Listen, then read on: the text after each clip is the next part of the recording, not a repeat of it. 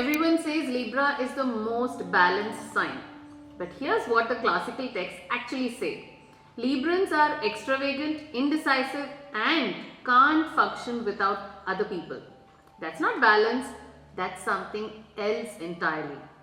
Sarvebhyah Namaskaraha, I'm Dr. Archana Murthy. Welcome to part 1 of our Libra deep dive. Now I know what you're thinking. Wait, isn't Tula supposed to be the diplomatic, harmonious sign?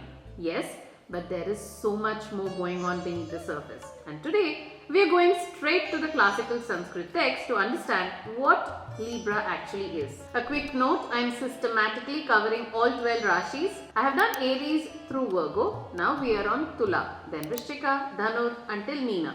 Each sign gets 3 detailed videos so you can really understand the depth. If you are enjoying this series, subscribe so you don't miss any.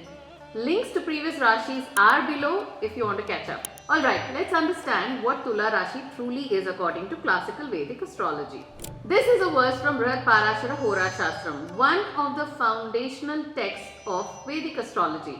Shishyodayi Dhyuviryadas Tulaha Krishno Rajoguni Paschimo Bhucharo Ghati Shudro Madhyatanud Vipat. Here's what sage Parashara tells us about Tula. Rises with its head, strong during the day, is of dark complexion, Rajoguna, resides or governs west, moves on earth, is biped, violent, Shudra Varna, has a medium-sized body and its lord is Shukra. Let me give you the structural basics.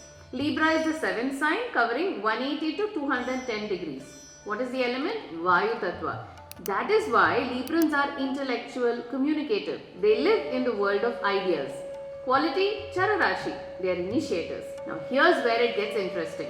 Tula symbol is weighing balance, right? These represents the weighing between virtue and vice, light and shadow. Let me add context.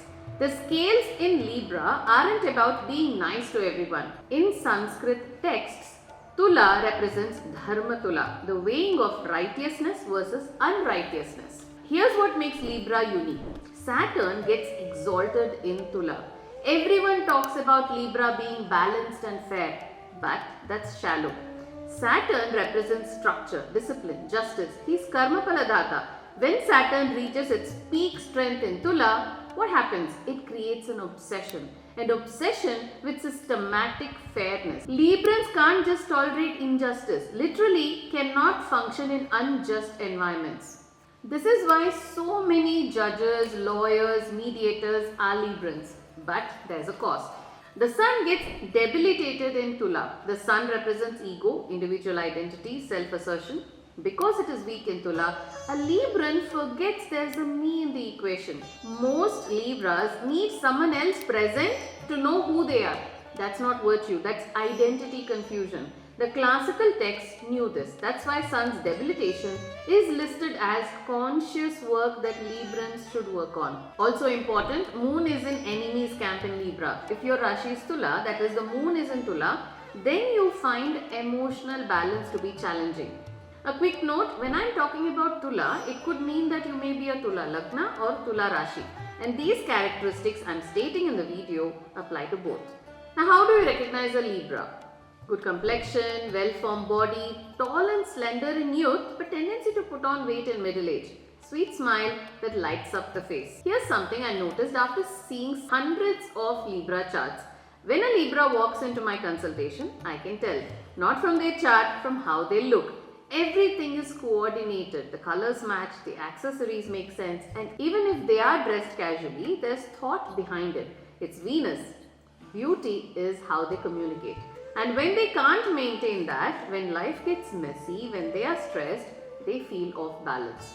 Literally, once you see this pattern, you will spot Libras everywhere. Now the Libra mind. Librans are like mental mirrors.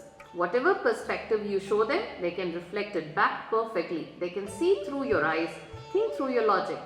The text describes them as having fertile imagination with correct intuition, brilliant intellect and forethought. This is their superpower. They understand others deeply, but here's the cost.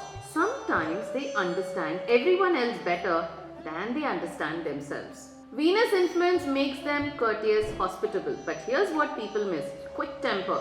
Yes, Libra gets angry fast. but it soon quietened. Here's something from my experience. Venus, Shukra, isn't just the planet of pleasure. He's the guru of the Asuras, teacher of material sciences and diplomacy. My Libra clients understand aesthetics and diplomacy as serious disciplines. Their personality, affectionate, kind, generous, compassionate, idealistic and artistic, adaptable and constructive. Compromising nature makes them popular.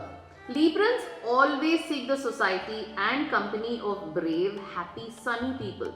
They cannot thrive in isolation. Their identity is literally co-created through relationships. This isn't a preference, it's how they are wired. Without people around them, Librans feel incomplete.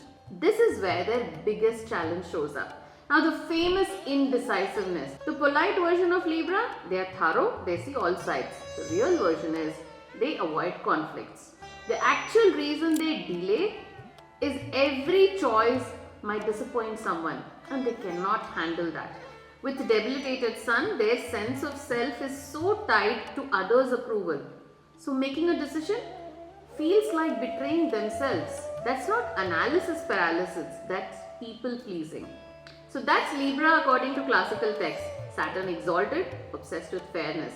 Sun debilitated, struggles with identity. Venus ruled, aesthetic intelligence. Rajasic nature, actively seeking balance. Next week, part 2. And this is where it gets really interesting. Libra in love and relationships. Why do they attract fiery partners? Why do they struggle in marriage despite being relationship experts? The classical texts have answers that might surprise you. If you're a Libra or you are in a relationship with one, you definitely want to watch part 2. Trust me on this. Drop a comment and let me know, are you a Libra rising, Libra moon or Libra sun? I would love to hear your experience. Subscribe so you don't miss part 2 next week. And if you want to go deeper into your own chart with me, consultation link is in the description. Dhanyavadaha and I'll see you in part 2.